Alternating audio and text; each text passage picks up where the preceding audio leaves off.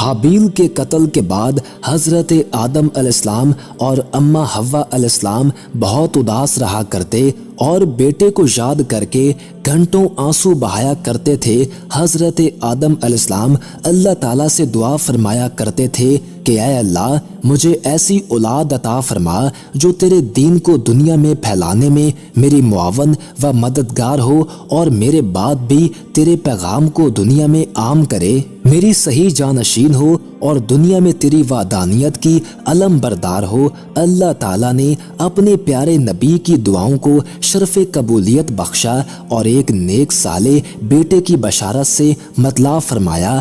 چنانچہ کچھ ہی عرصے بعد حضرت شیث علیہ السلام پیدا ہوئے۔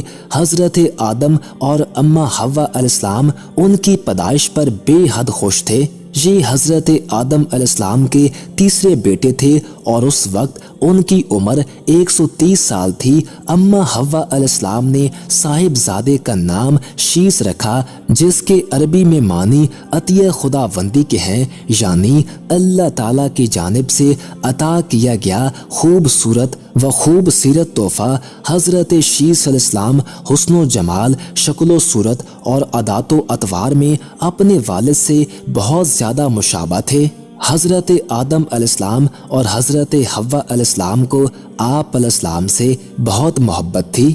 حضرت آدم علیہ السلام حضرت شیث علیہ السلام کو ہر وقت اپنے ساتھ رکھتے۔ آپ علیہ السلام کو اس بات کا علم ہو چکا تھا کہ ان کی اولاد میں سے یہ بچہ ان کا جانشین ہوگا، چنانچہ انہوں نے شروع ہی سے ان کی تربیت پر خصوصی توجہ دی۔ آپ علیہ السلام حضرت شیث علیہ السلام کو جنت کا احوال سناتے، اچھے اور برے کی پہچان کرواتے۔ جوں جوں حضرت شیث علیہ السلام بڑے ہوتے گئے، ان کی پوشیدہ صلاحیتیں اور والدین کی تعلیم و تربیت رنگ لاتی رہی۔ اللہ رب العزت نے حضرت شیث علیہ السلام کو نبوت کے عظیم منصب پر فائز فرمایا اور اولاد کثیر سے نوازا۔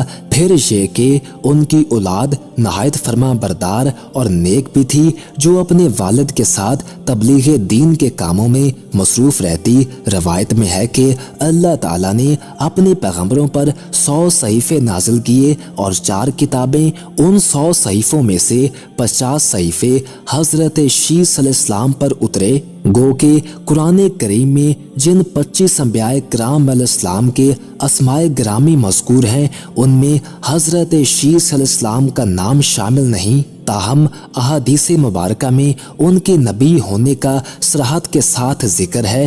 حضرت شیث علیہ السلام نے اپنی پوری زندگی والد کی دی ہوئی تربیت کے تحت اللہ تعالیٰ کے دین کی سربلندی میں صرف کی۔ آخری عمر میں زیادہ ضعیف ہونے کی وجہ سے گوشہ نشین ہو گئے تھے، لیکن اولاد آپ علیہ السلام کے کام کو آگے بڑھاتی رہی۔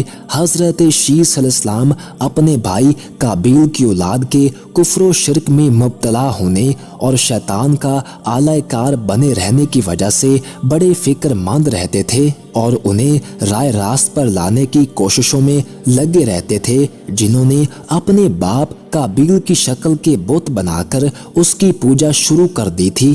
روایت میں ہے کہ دنیا میں موجود تمام انسان یعنی بنی آدم علیہ السلام حضرت شیث علیہ السلام ہی کی اولاد ہیں، کیونکہ حابیل تو محض 20 برس کی عمر میں اپنے بھائی قابیل کے ہاتھوں شہید کر دیے گئے تھے اور انہوں نے کوئی وارث بھی نہیں چھوڑا تھا، جبکہ دوسرے بیٹے قابیل کی اولاد شیطان کی پیروکار، اللہ کی نافرمان اور کفر پر گامزن تھی، جسے طوفان نوح میں غرق کر دیا گیا تھا۔ مسلمانوں کی طرح یہودی اور عیسائی بھی حضرت شیث علیہ السلام کو حضرت آدم و حوا علیہ السلام کا تیسرا بیٹا، نبی اور ان کا جانشین تسلیم کرتے ہیں، جبکہ وہ بھی اس بات کے قائل ہیں کہ موجودہ تمام انسان حضرت شیث علیہ السلام کی اولاد ہیں۔